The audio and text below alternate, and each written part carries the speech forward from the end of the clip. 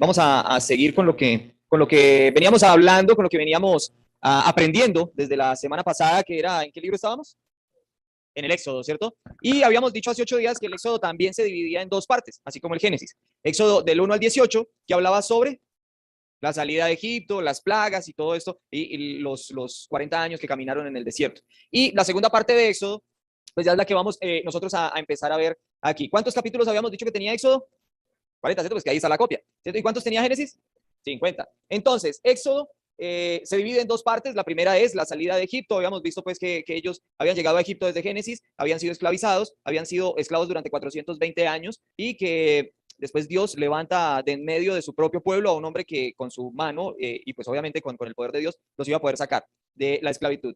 Se presentan 10 plagas, que es la manera en la que Dios muestra su poder ante Faraón. Habíamos visto de qué se trataba cada una de las plagas, qué implicaba y qué relación rompía entre el pueblo egipcio y entre su religión y bueno, y el beneficio que era eso para los israelitas, y por fin logró salir. Y también vimos que estuvieron caminando por el desierto. El pueblo de Israel estuvo caminando por el desierto y que ocurrieron algunos milagros en el camino al desierto. Para adelantarles algo también, el Éxodo, bueno, para adelantarles no, eso los debía haber dicho hace 8 días, el Éxodo es el libro que más milagros tiene en la Biblia. O sea, es el libro donde más aparece Dios trabajando por el hombre, haciendo obras, haciendo milagros, en una y otra cosa. Es el libro donde más ustedes van a creer que de pronto es un evangelio porque Jesús siempre está sanando, curando y haciendo cosas, pero el Éxodo tiene muchos más milagros. Si quieren, cuéntenlos y dentro de 8 días me traen el dato. Pero de verdad, Éxodo es el libro que más milagros tiene. Yo les había quedado viendo algo y era que yo les había dicho algo sobre el tema de los capítulos y los versículos, ¿cierto? Es un error común pensar que los escritores bíblicos escribieron así, dijeron, bueno, hoy voy a escribir el capítulo 1 del libro de Éxodo. Y entonces empezaron a escribir y dijeron, bueno, hasta aquí yo voy a poner el versículo 1, hasta aquí el versículo 2, y que eso fue tarea de los escritores bíblicos. Y no, ellos escribían en rollos, podría ser en papiro, que era una planta, o podría ser en, ¿cómo se llama el otro? Pergamino, gracias. Y el pergamino es la piel de un animal. Ok, esos eran mucho más costosos porque esos duraban más tiempo que los papiros, pero eran más pesados. Y como eran más costosos, pues era más difícil hacerlos. Entonces, después se inventaron escribirlo en papiro, que era como una planta que se daba al lado de un río, y entonces la aplastaban bien y sacaban pedazos y ahí escribían, y bueno, pues eso es lo que se duraba un poquito menos. Sin embargo, esas eran las dos formas en las que escribían ellos. Uh, y ellos escribían los relatos completos. Ellos no escribían por partes, sino que escribían todo completo. De hecho, si ustedes quieren ver, ustedes pueden entrar a internet y mirar de verdad cómo está hecho, cómo está escrito un papiro o cómo está escrito un pergamino. Ustedes se van a dar cuenta que ni siquiera tiene espacios entre palabras. O sea, todas las palabras van de corrido, no hay espacio, no hay palabras separadas. Eso es algo que hacen los lingüistas después para hacer las traducciones. Y después, entonces, hubo un hombre llamado Stephen Langton, que está aquí, que dividió los escritos sagrados en capítulos. Él dijo, ok, venga, estudiarlo así es como muy difícil, entonces vamos a dividirlo en capítulos. Él era el arzobispo de Canterbury y en el siglo XIII él dividió los libros por capítulos. Eso facilitó mucho la lectura de la Biblia. Después, en el siglo XVI, este hombre, Robert Stein, ahí me perdonan mi mal francés, es un humanista francés y él dijo, bueno, no solamente en capítulos, porque también está difícil, entonces vamos a separarlo por versículos. Eso fue como una revolución, porque mucha gente decía, no, al separarlo por versículos me van a quedar comunidades literarias separadas y se va a malentender. Por eso es que nosotros a veces malinterpretamos las escrituras, porque nosotros leemos por versículos. Entonces no miramos todo como un contexto general, sino que nosotros llegamos al versículo y decimos, a ver, por cuanto sois tibios, os vomitaré de mi boca. Y uno dice, claro, somos tibios, entonces porque yo no soy un asesino, pero tampoco soy un buen cristiano, entonces Dios me va a vomitar de su boca. Y ese versículo está supremamente mal entendido, ese no es el versículo. Sin embargo, todavía nos faltan 64 libros para llegar a Apocalipsis y en su momento explicaremos ese versículo. Ok, quedaron con la vida. Ahora les cuento. Entonces, bueno, y este hombre se encargó de separar los versículos y facilitar el estudio de la Biblia. Eso era lo que él quería, separar, o sea, hacer que el estudio de la Biblia fuera más sencillo. Entonces necesitaba separarlo también por versículos. Y gracias a ellos nosotros tenemos nuestra Biblia separada por capítulos y por versículos. Entonces imaginan nosotros estudiando los libros sin esa separación, sería mucho más difícil. Sin embargo, en la antigüedad era común que los estudiantes de la Biblia se aprendieran el libro completo de memoria. Para usted poderse graduar de teólogo, usted tenía que decir el Deuteronomio completo, desde el capítulo 1 hasta el capítulo 32, creo que tiene 32 capítulos, decirlo completo. La hermana Sandra ya va a buscar para decirme, no, mentira. ¿Sí, tiene 32 o no? No sé. Bueno, bueno, más fácil. Usted se tenía que aprender el libro de Filemón, desde el capítulo 1 hasta el capítulo 1. Con ese sí no me pierdo, sé que solo tiene un capítulo. Y eso era algún tema, un dato que yo les debía porque les había dicho que eso no era escrito de esa manera. Ok, entonces vamos a entrar ahora sí. Dijo el hermano José en la predicación, y esta era la introducción. Entonces ahora sí vamos a la clase. Ok, estábamos entonces en el capítulo 19. En el capítulo 19 ellos estaban caminando, en el 18 estaban caminando por el desierto y llegaron al monte Sinaí. Una montaña grandísima, muy impresionante. Y resulta que Dios está habitando en ese monte en ese momento. Dios está ahí, su presencia está ahí. Y él les dice, ok, le dice a Moisés, dígale al pueblo que suban, yo quiero reunirme con ellos. Yo quiero estar con ellos, que son mi pueblo. Pero pues, bueno, esta imagen no se muestra tal cual como fue. ¿Usted se imagina la gloria de Dios en ese monte? Dice que habían relámpagos, que habían nubes, o sea, que la cosa era tan estremecedora que todo el mundo se asustó. Dijo, no, ¿usted cree que yo voy a subir por allá, Moisés? No, vaya usted y véale la cara, porque seguramente nosotros vamos a morir. Y el pueblo se rehusó a reunirse con Dios en el monte. Y dijo, no, yo por ahí no voy a subir. Que suba Moisés, que es el que siempre ha hablado con Dios, y que se encargue él de subir. Eh, entonces, Moisés subió, efectivamente, habló con Dios, y Dios le entregó esto. Se me salió el rolo. Le entregó esto. Entonces Dios le entregó esto. ¿Qué es eso? Las tablas de la ley, los 10 mandamientos. Ok, esto está en hebreo. Y si ustedes notan algo, por ejemplo, esta partecita de aquí, ¿cierto? Y esto, todo esto. ¿Qué creen que qué dice ahí? ¿Qué dice? No. Esto es la palabra no en hebreo. Esto es no. Se pronuncia lo. Ok, los 10 mandamientos que efectivamente, de hecho, a Moisés se los debieron haber escrito de esta manera, ¿cierto? Porque esto es un hebreo bíblico, ¿sí? Y este es un hebreo arcaico. O sea que a Moisés se lo debieron haber escrito de esta manera. No nos vamos a entrar ahorita con el tema del hebreo, porque el hebreo ha evolucionado mucho, pero los monachitos representan cada uno una letra diferente, ¿cierto? Eso es como pictogramas, creo que es que se llama eso. A pesar dice pictogramas. Pero eso era como pictogramas, como jeroglíficos, algo así, antes de que se inventara la escritura. Y después de que se inventó la escritura, pues bueno, así sería en hebreo. Y esto es ya en español. Entonces, ¿quién se sabe los mandamientos? A ver. Dios, sí, Dios se los sabe. No hicieron catequesis, ustedes no hicieron la primera comunión, por Dios, eso le enseñan a uno. No, mentira, a mí también se me olvidaron. Pero entonces tenemos la copia. Ok, dice, yo soy Jehová tu Dios, que te libertó de la esclavitud del pecado, no tendrás dioses ajenos además de mí, no tendrás ningún ídolo, ni te inclines delante de ellos, porque yo soy el Señor tu Dios, celoso, fuerte, que te libertó de la esclavitud del pecado, ¿cierto? No tomarás el nombre del Señor tu Dios en vano ni en forma irreverente. Si lo haces, no escaparás del castigo. Acuérdate de guardar el día de reposo como día santo y honra al Señor. Honra a tu padre y a tu madre para que disfrutes de una larga vida que te da la tierra, el Señor tu Dios. No mates, no cometas adulterio, no robes, no mientas, no codicies la casa de tu prójimo, no codicies no codicies la casa de tu prójimo, no codicies lo que hay dentro de sus puertas, ni su esposa, ni sus bienes. Esos son los 10 mandamientos, ¿cierto? ¿O no? ¿Cierto que sí? Esos son los 10 mandamientos. Ok, entonces, si ustedes se dan cuenta, así como decía Valentina, es un consecutivo de no, no, no, no, no, ¿cierto? No hagas esto, no hagas aquello, y es irrefutable. O sea, y no es como que, o sea, que si dice no matarás, entonces de pronto yo puedo asesinar. No, está diciendo no matar. Eso. Entonces, tienen una diferencia, pero aquí la Biblia nos está diciendo, o los 10 mandamientos nos está diciendo en ninguna de sus formas, ¿cierto? En ninguna de sus formas, no matar, no adulterar, no robar, por ejemplo. Mire que en ese de no cometer adulterio, bueno, ahí también se incluye cualquier pecado sexual, ¿no? No es solamente adulterar. No puedo adulterar, pero tú sí puedo fornicar, listo, vamos a fornicar. Entonces, no, ahí se incluye cualquier pecado sexual. Y en el cuarto, que es acordarse del día de reposo para santificarlo, hay muchos programas donde ustedes pueden ver de pronto en internet, en Discovery, y en Discovery precisamente vi yo que estaban desenterrando, no sé si ustedes saben que por ahí en 1950 hubo un hallazgo arqueológico en las cuevas de Qumran cerca al Mar Muerto, donde un pastor por estar espantando una cabrita tiró una piedra y preciso entró en una cueva y él escuchó cómo se rompió un jarrón. Él entró a mirar y encontró 4 jarrones repletos de pergaminos antiguos de la época de Jesús, del siglo I, de una comunidad de Senia de la que pertenecía Juan el Bautista, y es el hallazgo arqueológico más importante bíblico de la historia. No sé si ustedes sabían eso. Y entonces resulta que en el Museo Rockefeller, que está en Jerusalén, ellos tienen un fragmento, porque tampoco es que encuentren los rollos completos, porque ya están muy deteriorados, pero tienen un fragmento que es el fragmento más antiguo con los 10 mandamientos en el Deuteronomio. Y resulta que este mandamiento de acordarse del día de reposo para santificarlo, no es solamente para santificarlo, o sea, no es solo para guardarlo, como nosotros creemos que es guardar el día de reposo, sino también para meditar en la importancia del reposo. La palabra meditar aparece dentro de ese rollo, y es el más antiguo que se tiene con los 10 mandamientos. Entonces, es algo también muy importante porque también cambiaría mucho, digamos, el tema de estas religiones que guardan el sábado y que no hacen nada literalmente solo porque es el sábado, sino que también es como caer en cuenta de por qué se está guardando, qué es lo que sucede, por qué Dios descansó ese día y utilizarlo para la adoración del Señor. No es solamente no hacer nada, sino hacer obras buenas en ese día. Bueno, eso es un poquito más profundo y pues igual a nosotros no nos concierne mucho. Ok, y entonces estos son los 10 mandamientos que creo que nosotros los conocemos todos y quería yo hacerles una pregunta. ¿Por qué creen ustedes que Dios utiliza 10 plagas y 10 mandamientos? ¿Cuál es la fijación de Dios con el 10? ¿O no les parece? Yo soy el único loco que piensa eso. Porque el 10 en la Biblia se relaciona con el número perfecto, perfecto no, sino completo, con una unidad completa, ¿sí? Y esto va a ser muy importante, van guardando todos esos daticos en su cabeza, porque cuando estemos en libros como Daniel, como el Apocalipsis, y libros así que son un poquito proféticos, ustedes van a necesitar toda esa numerología en su cabeza para ir entendiendo muchas cosas. Entonces el 10 es un número completo, ¿sí? Entonces si hablamos de 10 plagas, entonces no es que efectivamente sean 10 plagas lo que quiere significar, sino que quiere significar es que mandó todas las plagas, digámoslo así. Y cuando se habla de 10 mandamientos, no es porque hayan más, sino porque es como el completo de sus mandamientos, son como completos. No sé si me estoy explicando bien. Después vienen del capítulo 21 al 23 y vienen unas leyes. Y ahora sí tenemos aquí una explicación. En los 10 mandamientos nosotros encontramos las leyes apodícticas. ¿Qué es eso? Lo que decía Valentina, no. O sea, las apodícticas no se modifican. Lo que quiere decir, lo que está escrito es lo que quiere decir y punto. No hay otra relación. Mientras que las casuísticas, que son las que vienen desde el capítulo 21 al 23, que quien tiene su Biblia por ahí para que me hagan el favor y lean solo los subtítulos. Que sé que hay leyes para los esclavos, leyes de, bueno, no me acuerdo de cuáles otros.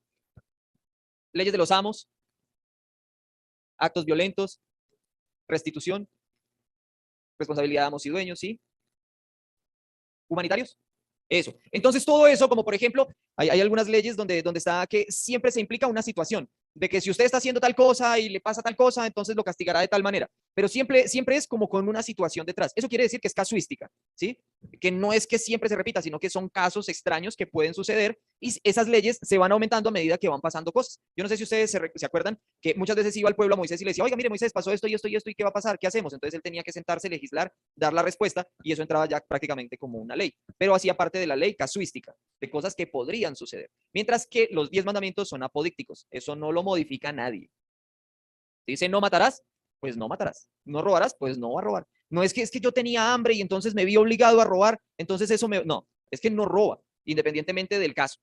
Es no robar y punto. Precisamente porque la casuística está dándole, digámoslo así, como la posibilidad de que si es encontrado y muere, pero mire que no lo está matando adrede, exacto, sino que lo hiere, exacto, y a causa de la herida él muere, pero es precisamente por los actos que él está haciendo. Entonces, por eso les digo que esas casuísticas se generaron a raíz de los casos que iban sucediendo. Entonces, como que vinieron y me robaron y pues yo me estaba defendiendo o sin darme cuenta lo herí, esa persona murió, o yo no sé, es que hay una ley donde creo que es que si mi caballo pateó a alguien y lo mató o algo así, entonces tenían que matar al caballo, sacrificar ese caballo bueno, y cosas así, o si de pronto yo maté la vaca del vecino, entonces tienen que matar una vaca mía y cosas así por el estilo. Entonces es como que son cosas que se van presentando y que tuvieron que legislar posteriormente sobre eso para poder tener una ley. Estas leyes casuísticas prácticamente que eran más como unas leyes en las que la gente podía vivir en paz, ¿no? Para que no hubiera problemas entre el mismo pueblo. Obviamente, claro, está sobreponiéndose sobre la ley apodíctica, porque la ley apodíctica dice que no puedo matar. Sin embargo, como les digo, pues primero fue la apodíctica, que fue la que mandó Dios, pero después se necesitó legislar de alguna manera. Entonces hay casos en los que tuvieron que hacer alguna modificación. No sé si respondí bien a la pregunta. Ok, entonces, bueno, eso serían las leyes casuísticas. Y después venimos a las 3 fiestas anuales. Es lo que nos empieza a hablar el Éxodo, que realmente no fueron 3, al último fueron 8. Y pues si fueran colombianos serían como 70, ¿no? Porque nosotros tenemos fiesta por todo. Pero las más importantes, las más sagradas, eran 3. Y era la Pascua, Pentecostés y los tabernáculos. ¿Sí? Ok, ¿qué quiere decir cada fiesta? La de la Pascua, que ya la vimos hace 8 días, fue que la vimos, ¿cierto? Quiere, significa, significa que fueron liberados de la esclavitud de Egipto. Esa fiesta se celebraba durante 7 días y como lo vimos hace 8 días, se celebraba con carne de cordero, con pan sin levadura, con hierbas amargas, ¿cierto? Y se celebraba durante 7 días. Eso era lo que se hacía. Y con eso se acordaban ellos de que fueron esclavos durante 420 años en Egipto. La siguiente fiesta, que es la de Pentecostés, que está acá, Shavuot, o que es la fiesta de las semanas, también se llama la fiesta de las semanas. Posteriormente se llama Pentecostés y nosotros la conocemos por Pentecostés, pero en el Nuevo Testamento, no en el Antiguo. Nunca se llama Pentecostés en el Antiguo porque Pentecostés es una palabra griega, no hebrea. Pentecostés solamente quiere decir 50º o 50, ¿sí? En griego. Y es porque a partir de que se termina la Pascua, nosotros contamos 7 semanas. 7 por 7, 49, prácticamente 50 días. Oh, pero se contaban 50 días, 7 días, 7 semanas, 50 días exactamente. Se contaban 50 días y ahí arrancaba la fiesta de las semanas. Esa fiesta de las semanas era por los frutos, ¿cierto? Porque ya ellos iban a cegar. Exacto, la fiesta de la cosecha y tenían que celebrar esta fiesta. Por eso es que, por ejemplo, para hacerles un spoiler del Nuevo Testamento, ustedes se dan cuenta que muere Jesús, que Jesús murió ¿cuándo? En la Pascua. Y al momentico aparece Hechos diciendo que estaban en Pentecostés y ahí fue cuando se creó la iglesia, ¿cierto? Y que había mucha gente. Entonces, eso lo vamos a recordar también en Hechos, pero resulta que había mucha gente porque como ellos ya estaban en la diáspora, ellos ya estaban regados por todo lado cuando ellos llegaban a celebrar a Jerusalén. Entonces, haga de cuenta que nosotros tenemos que celebrar en Bogotá y estamos regados por Venezuela, Ecuador, Bolivia, Brasil, Perú, digamos lo más cercano, por no hablar de Argentina y Chile y Honduras y bueno, más lejos. Entonces tenemos que venir, adoramos aquí en Bogotá y a los 50 días, si usted vive en Guayaquil, en Ecuador, por ejemplo, y usted tiene que caminar porque no hay avión, o montar en burro o en camello, usted en 50 días se tiene que ir hasta Ecuador y regresar. ¿Lo haría? No, lo más fácil es como buscar una posada, quedarse ahí, celebrar su próxima fiesta y ahí sí irse. Por eso era que Jerusalén estaba a reventar el día de Pentecostés, cuando la iglesia se formó. Por eso había gente que hablaba otros idiomas el día de Pentecostés cuando se habló en lenguas. Era precisamente por eso. Porque bueno, aquí todos hablamos español, pero haga cuenta que usted vive en Europa, donde cada país prácticamente tiene un idioma diferente, ¿cierto? Entonces tiene que ir a aprender el idioma de esa nación. Y después usted llega, dice, ay, mire, están hablando en sueco, ve, qué extraño, y es que él sabe sueco, sabiendo que ahí se habla, digamos, inglés, por ejemplo, o algo así por el estilo. Cuando lleguemos allá lo vamos a explicar mejor. Entonces la fiesta de Pentecostés era 50 días después y prácticamente que la gente no se movía de Jerusalén para adorar. Recuerden que casi que todas esas fiestas inicialmente se hacía alrededor del tabernáculo. Posteriormente, cuando se establece Jerusalén como capital de Israel, se empieza a celebrar todo en Jerusalén y mucho más después de que se hizo el templo. Ahí sí, ya era inamovible el lugar. Y la otra fiesta era la de los tabernáculos. Y la fiesta de los tabernáculos era celebrada para recordar que ellos estuvieron 40 años vagando por el desierto, en tiendas, que tuvieron que habitar en tiendas. Esa fiesta también se hacía en Jerusalén y ellos acampaban alrededor del templo. Ellos acampaban alrededor del templo, recordando en la época en la que ellos fueron nómadas y que estuvieron en el desierto. Esas eran como las fiestas más importantes, anuales, ¿no? Y aquí entramos a la construcción del tabernáculo. Entonces, recordemos que, ¿dónde está Moisés en este momento? En el monte, sí. ¿En cuál monte? En Sinaí, eso. Entonces Moisés está arriba en Sinaí, está hablando con Dios. Y Dios le está diciendo, ok, mire, ya le di la ley, ahora entonces se la voy a escribir, ya no se la estoy diciendo, ahora se la voy a escribir en unas piedras y aparte le voy a dar los planos para que usted construya el tabernáculo. ¿Por qué? Porque yo quiero reunirme con mi gente, pero a causa de que ellos tienen temor, porque mi presencia es muy fuerte y pueden morir, entonces ellos no van a venir hasta acá. Entonces yo les voy a dar un lugar para poder habitar en medio de ellos. Entonces hay que crear el tabernáculo. Ok, entonces Dios les está dando instrucciones para el tabernáculo. Y este sería el tabernáculo, ¿cierto? Todo esto, específicamente este. Este de aquí es el tabernáculo. Y también hay algo muy importante, eso está en el capítulo 24 al 28, y entre el 28 y el 29 hay algo muy importante, y es esto, que aparecen los primeros sacerdotes. ¿Quién fue el primer sacerdote? Aarón. Aarón del linaje de Leví. Muy bien. Entonces, por eso es que habíamos dicho en la clase de Génesis, en la última clase de Génesis, que era importante saber quién era Leví. Y por eso cuando hace 8 días empezamos la clase dijimos que Moisés era de la tribu de Leví y que eso iba a ser importante. Y es que de la tribu de Leví se van a derivar todos los sacerdotes del pueblo israelita. Nadie podía ser sacerdote si no fuera de la tribu de Leví. Yo no podría estar aquí parado enseñando si yo no fuera de la tribu de Leví. Bueno, si estuviéramos en esa época, ¿no? Solamente tenían derecho los que eran de la tribu de Leví y tenían que tener un linaje específico para poder ser sacerdotes. ¿Sí? Entonces, bueno, estoy hablando del sacerdocio, ¿no? Porque ustedes van a decir, bueno, ¿y entonces por qué Jeremías enseñaba al pueblo si era? No, porque él era un profeta, él no era un sacerdote. Estamos hablando solamente de sacerdocio. Y ahí empiezan a aparecer todos los sacerdotes, ¿no? Bueno, o ahí dan las reglas, las normas de cómo ser un sacerdote, de cómo vestir al sacerdote, qué características tenía que tener, porque no era que pudiera ponerse ahí una camiseta azul con un jean y unos tenis azules para poder pararse enfrente. No, ellos tenían que tener una vestidura específica para poder pararse enfrente del pueblo y para poder ministrar. Para ellos, esto es un privilegio. Muchas veces nosotros utilizamos, y perdónenme que me ponga pastoral un poquito, pero nosotros muchas veces utilizamos el púlpito solamente para mostrarnos ante la gente, para que nos vean, para que digan, oye, el hermano James, cuánto conocimiento tiene. Para ellos eso no era, o sea, para ellos estar ministrándole a Dios era un honor, era algo de peso, de verdad, era algo importante. Entonces lo hacían de la mejor manera. Ok, ya voy a dejar de ser pastoral. Después sigue el becerro de oro. ¿Cuál fue el pecado del becerro de oro? ¿Cómo se llamaba ese becerro? ¿Quién sabe? Eso solo un nicaragüense me escucha y pensará que estoy insultando a alguien. ¿Cómo se llamaba el becerro? ¿Cómo se llamaba ese becerro? Ese becerro se llamaba Jehová. No le cambiaron el nombre. Es que ellos no es, mire que eso es una cosa y es que uno piensa que están adorando a otro Dios. Y la lectura dice que ellos hicieron fue a Dios, como ellos se lo imaginaron. Ellos dijeron, ok, Moisés ya está por allá arriba y hace mucho que no baja, seguramente él se murió porque la presencia de Dios es muy poderosa, seguramente Moisés está muerto. Aarón, venga, háganos un Dios y guíenos usted, háganos a Dios. O sea, no es hagamos un nuevo Dios, sino que haga a Dios y guíenos a través de ese Dios. Entonces juntan todas las cosas de oro y hacen un becerro. Pero no es que sea un nuevo Dios, es que es el mismo Dios, solo que lo personifican. ¿Cuál fue el pecado entonces? Muchas gracias, Mateo. Claro que sí. Dice, yo soy Jehová tu Dios, no tendrás dioses ajenos delante de mí. Ese no lo, porque no era ajeno, era el mismo. Pero dice, no te harás imagen ni te inclinarás hacia ellos. Y eso que bueno, este está muy, muy reducido porque dice que no tendrás ningún ídolo ni de las cosas que están en el cielo, ni de las cosas que están en la tierra, ni de las que están en las aguas subterráneas. O sea, un ídolo de nada, absolutamente de nada. Que es que no, que es que yo creo que es que ese Boca Chico es un dios, entonces no, no, o sea, de nada, de absolutamente nada que usted pueda ver puede hacer un ídolo. Entonces ese fue el pecado del pueblo. ¿Y qué pasó? ¿Qué pasó? Bajó Moisés, Dios se dio cuenta y le dijo a Moisés, este pueblo mío. Lo primero que les digo y lo primero que hacen. Así como cuando lo dejaban a usted solo en la casa que sus papás iban el fin de semana, no a hacer fiesta y los papás salían y ya la música, pum, pum, pum, ¿cierto? Igualito, la misma vaina. Dios les dice, no hagan ídolos ni se inclinen delante de, mire, ya hizo un ídolo. O sea, no alcanzó a terminar la frase y ya ellos estaban allá armando una farra allá abajo con ese becerro. ¿Sí? Entonces Dios le dice, los voy a acabar, los voy a eliminar a todos. Y con usted voy a empezar una nueva raza. ¿Y qué dice Moisés? Hágale de una, ¿no? Con eso yo voy a ser rey, ¿no? Moisés le dijo, no lo haga. ¿Qué dirán las otras naciones? Tú hiciste un pacto, ¿vas a invalidar tu pacto? Y entonces Dios dice, tiene razón. No los voy a destruir, pero no los voy a dejar conocer la tierra prometida. No los voy a dejar llegar a Canaán. Ajá. A esta generación no le permito llegar a Canaán. Y entonces baja Moisés, ahí sí. Como que, uy, ¿qué pasó acá? Y baja con las piedras y que con los mandamientos. ¿Y qué hace Moisés? Lo rompe. Porque ustedes invalidaron el pacto con Jehová. Eso es lo que les dice. Y eso que él intercedió por el pueblo, él intervino.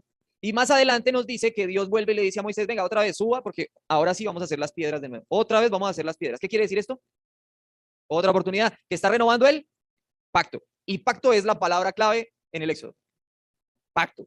Dios está haciendo un pacto con el pueblo a cada rato. A cada rato.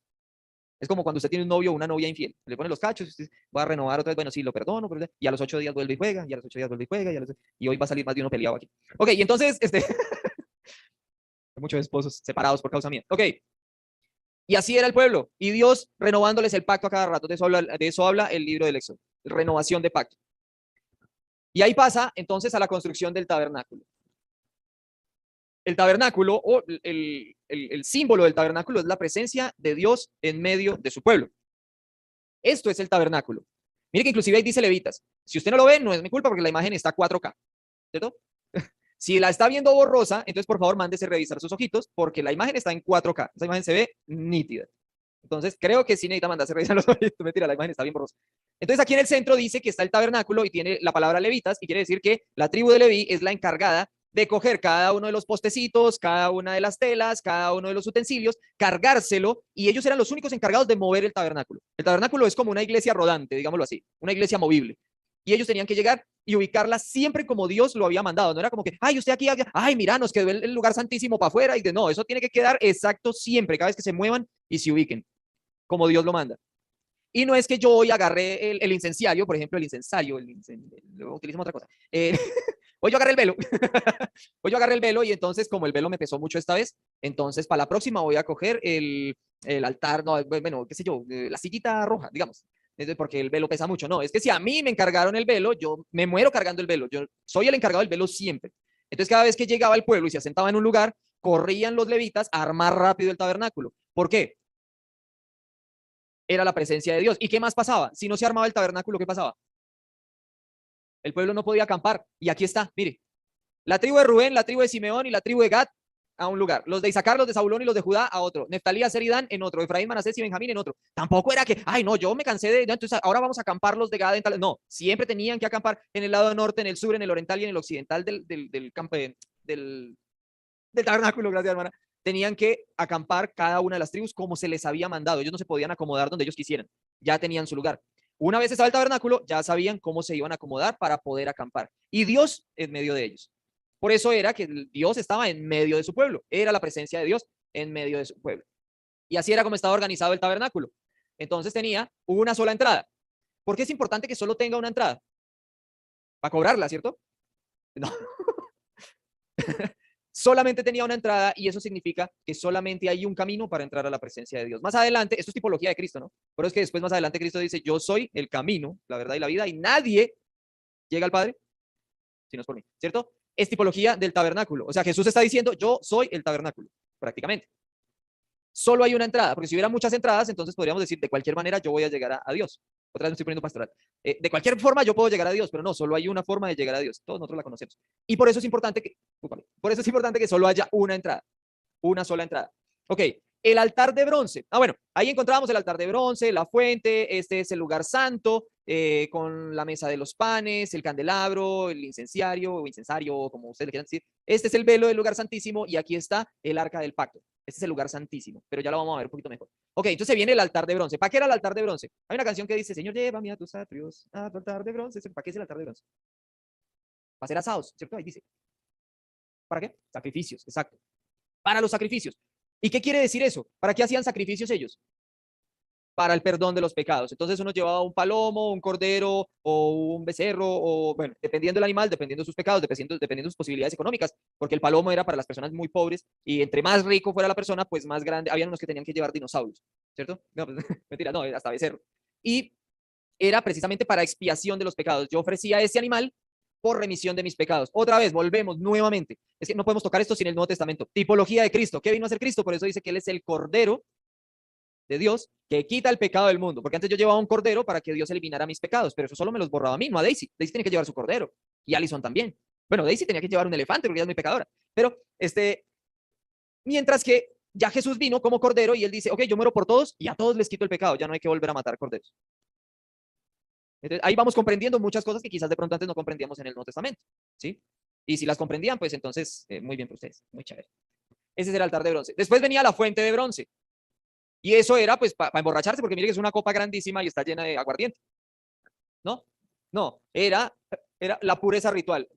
Ellos acostumbraban a purificarse, a lavar sus manos y a lavar sus pies. Mire que un dato curioso es que los hebreos creían que los pecados se pegaban. Por eso ellos se lavaban los pies. Porque como ellos iban en sandalias, ellos creían que entonces yo voy caminando por ahí y dejo pegados mis pecados en la arena, ¿cierto? Yo voy dejando mis pecados por ahí pegados. Entonces todo aquel que caminó por donde yo iba dejando mis huellas, mis pecados se iban pegando en su piel.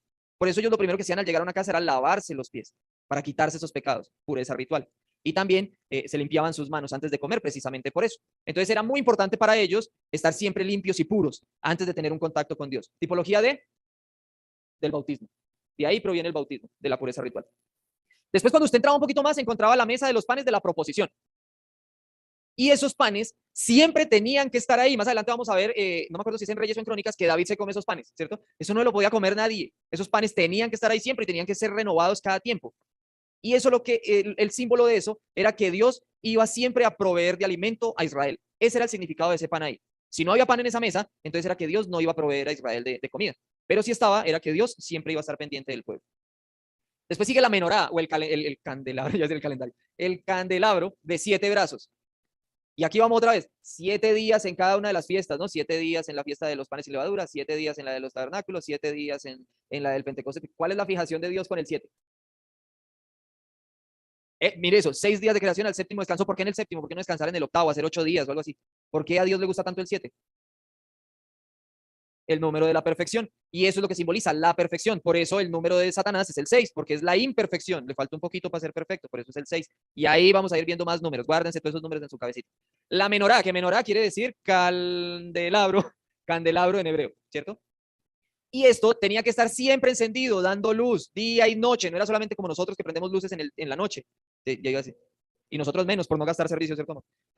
Era siempre día y noche prendida la luz. Y esto simbolizaba que Dios era la luz de Israel. Porque ¿quién fue el que creó luz de en medio de las tinieblas? Era la simbolización del poder de Dios que siempre tenía luz en medio de la oscuridad. Después viene el altar de oro. ¿Para qué era el altar de oro? ¿No se acuerdan? No. Listo, el altar de oro era para poner incienso. ¿Se acuerdan que en la que vimos aquí atrás, el altar de oro ya está aquí al lado del lugar santísimo, o sea, está enfrente del lugar santísimo? Miren que ya vimos esta. Este es el de bronce donde se hacen los sacrificios. La fuente donde se lavan. Entraba al lugar santo. Y aquí estaban los panes. Y aquí está el candelabro. Y aquí está el altar de oro. Aquí se ponía incienso y el sumo sacerdote hacía las oraciones del pueblo y se las hacía cerca al lugar santísimo para que Dios escuchara las oraciones de su pueblo. Y después se cruzaba el velo, que es ese moradito que también, si usted no está viendo la imagen, revísese los ojitos, estaba ahí el velo y detrás de ese velo estaba el lugar santísimo. Y en el lugar santísimo encontrábamos el arca del pacto. ¿Qué tenía el arca del pacto adentro? Los 10 mandamientos, sí, las tablas de la ley. La vara de Aarón. ¿Y el qué es eso? ¿Se acuerdan? Eso, ¿y el qué es eso? Y el maná. Esto era, por eso se llama arca del pacto, porque eso tiene el mayor símbolo del pacto. La vara de Aarón, las tablas del pacto y el maná. Es como el símbolo por excelencia de que Dios hizo un pacto con Israel. Y estaban ahí metidos. En ese lugar habitaba la presencia de Dios. Y a ese lugar se podía entrar si usted pagaba como $5,000, ¿cierto? No, porque los dólares no existían. Allá no podía entrar nadie, excepto el Kohen Gadol, en hebreo, el sumo sacerdote, y solo podía entrar una vez al año. Y a ese hombre tenía que tener la plena seguridad de que estaba en paz con Dios, porque si no, él entraba y no salía. La presencia de Dios lo mataba. Entonces él tenía una indumentaria bien particular y era que lo amarraban con una soguita, ¿cierto? Y su túnica tenía un poco de campanillas para que cada vez que le estuviera haciendo cosas, entonces moviéndose por ahí haciendo sus cosas, se escucharan las campanitas. Cuando las campanitas no se escuchaban, entonces los que estaban allá atrás del velo tenían que estar pendientes. Este man ya no se mueve más, entonces tenían que empezar a tirar de la soga. Y claro, sacaban al muerto, o sea, claro, no estaba perfecto ante la presencia de Dios. Pero si escuchaban las campanillas y todo eso, entonces él podía salir tranquilamente porque era que no le había pasado nada y sí era acepto a la presencia de Dios. Bueno, llegamos al final. Llegamos al final del libro y terminamos el libro con esta imagen. Se levanta se levanta el tabernáculo y hay una nube y hay una gran presencia fuertísima que Moisés intenta entrar al tabernáculo, pero no puede. Y así termina el libro del Éxodo. ¿Por qué no puede entrar? ¿Qué fue lo que salió mal? ¿No se suponía pues que el tabernáculo era para que Dios se pudiera reunir con su pueblo? ¿Y por qué su pueblo no puede entrar? ¿Qué fue lo que pasó? Entonces nos vemos en Levítico, no se lo pierdan, porque ahí nos explican qué pasó. Dios los bendiga. Gracias.